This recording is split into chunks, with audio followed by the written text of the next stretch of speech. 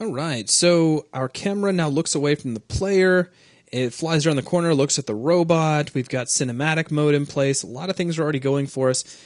Now we need to work on our next problem. Now when our camera pulls back, when it goes into its little movie, the next thing it looks at is this light. So the light is the next thing I'd like to animate. Now the effect for the light is twofold. There's the material for the actual static mesh itself, which is a material instance constant that we've applied to this mesh. And there's also a single light that we have to actually animate its value on. So we have two different things we have to tackle. The first thing I want to tackle is just going to be the material.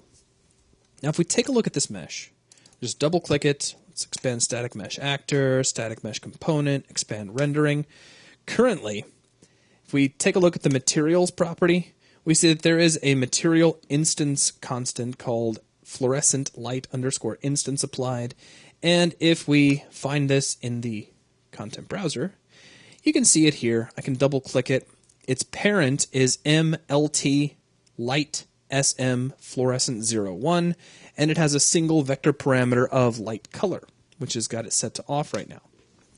Now what I want to do is animate this using Matinee so that we can cause it to kind of flicker and then come to life. Now this requires that we have some sort of an actor in our level that can kind of act as a go-between between Matinee and the material itself. Matinee can't talk to this material. Matinee only talks to actors that can get plugged into it. So we need an actor. So I'm going to open up the content browser, jump over to the actor classes browser, and if you take a look, you'll see the material instance actor, who is here just to help us talk to material instance constants. I'm going to right-click on the wall, choose Add Material Instance Actor here, and this thing is huge. So I'm going to pull it down a little bit so it's not quite so in our way. Let me take its draw scale. That first field, we'll set that to 0.5. Then click on the icon, which will make, actually, you know what? Let's go even smaller. Let's try 0.3.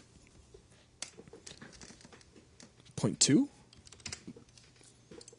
There we go. That's all I wanted. Something kind of small. Now, these can be placed anywhere in your level, but obviously it makes a lot of sense to leave them near whatever object they're affecting. So I'll leave this guy right here. Now, we've got our actor. We just need to get it associated with Matinee. So I'm going to jump back into Kismet. Let's double-click our Matinee sequence, and then I'll close Kismet to get it out of the way. Underneath my Action Cam group, I'm going to right-click and create a new empty group, which I will call Light Material. So there it is. If we jump back into Kismet for just a moment, we'll see that we now have a light material group, which is connected to our material instance actor. Perfect. Okay, now if we select this group, we now need to add to it a property to control our material. And if we take a look, we see Add New Vector Material Param Track. So we click there. Now this isn't enough. We've added our material instance, we've got it associated with Kismet. The problem is that we need our material instance actor to be associated with this particular material. So what I'm going to do is select my material instance actor, press F4 to open its properties, and you'll see the material instance actor category. Expand that, and it's just asking for a material instance. So let's open up the content browser. Make sure we have our material instance selected, and we'll just click the Use Selection in Content Browser button. So now everything should be nice and linked up and ready for animation. So now all we need to do is animate. Let's jump down here to our vector param. Now if we take a look, there is a particular moment in time where we are looking at this light to watch it switch on. So if we jump over to our action cam by clicking the little camcorder button for the group, we see that that's between second 1 and 2. So if I get Unreal Matinee kind of out of the way, as a matter of fact, let me demaximize the viewport and we'll just do it that way again. So for 1 full second, we're staring right at it. So what we really need to do here is animate our light to switch on and kind of flicker during this 1 second interval. So right here at 1 second, I'm going to make sure I have my vector material param selected and press enter. Now he's going to retain his original settings, which right now is 0, 0, 0. So Basically, we've just animated him to stay black all the way up to this point. Now I'm going to slide the time slider forward to 1.15 or thereabouts. Doesn't have to be precise because it'll snap when we press enter, but I got it anyway. So let's press enter. Now if I choose right click, you'll notice you can't set the value here. We're going to have to set this value using the curve editor. So what I'm going to do is select our vector material param. I'm going to click on the display curve in curve editor button. Is this little tiny black square here at the end of the track. Now this shows our keyframes. So what I'm going to do is zoom in to our second keyframe, just using the mouse wheel, by the way. Now if you take a look here inside of our actual tab up here at the top that shows our curve, there are three little buttons. There's red, green, and blue, and that's allowing us to show each one of these channels individually. What I'm going to do is click on the green channel and the blue channel, and that will hide those away. Now I can click on just the red channel's keyframe, right-click on it, and set its value.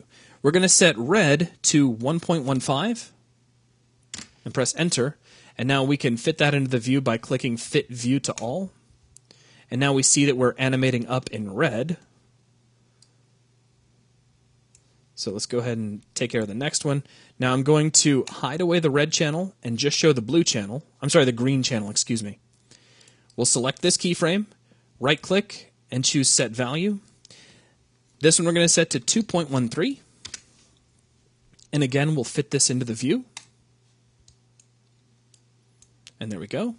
Now let's hide away green and just show blue. Select the second key, right-click and set value. And we'll set this to 3.13. Okay, now if we show everybody, we can fit them all. Actually, let's just make sure that there we go. So now you see all three of those curves going up like so. All right, so now, at this point, we should have some animation. So let's double check, see how everything's going. Everything is connected properly. Now, if we take a look at our vector material param, the reason, here's the thing, we actually have animation here, but we're not seeing a result yet, and that's because we have yet to specify our param name. Our vector material param can change any values we want it to, but until we actually say what parameter, what name are we adjusting, nothing's going to work. Now, if you might recall, actually, let me just show you so I don't have to worry about anybody's memory. If we jump into the content browser, if we expand fluorescent light, you see that we have a parameter called light color. So if I close this, I can come in, select my vector material param, set our param name to light color, and as soon as I press enter, now check it out, we have animation.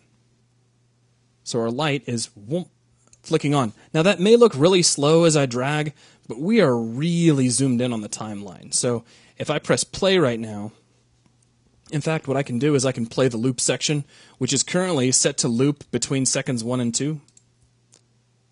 And you see it just kind of flickers and comes right on. So we have two keyframes. Technically, we have animation. We start in an off position, and we go back to the on position. Now, what I'd like to do, instead of just having to recreate those same keys over and over, I just want to duplicate some keys. So let's grab our first keyframe here on the light, and we'll go to Edit, Duplicate Selected Keys, hold down Control, and I want you to drag this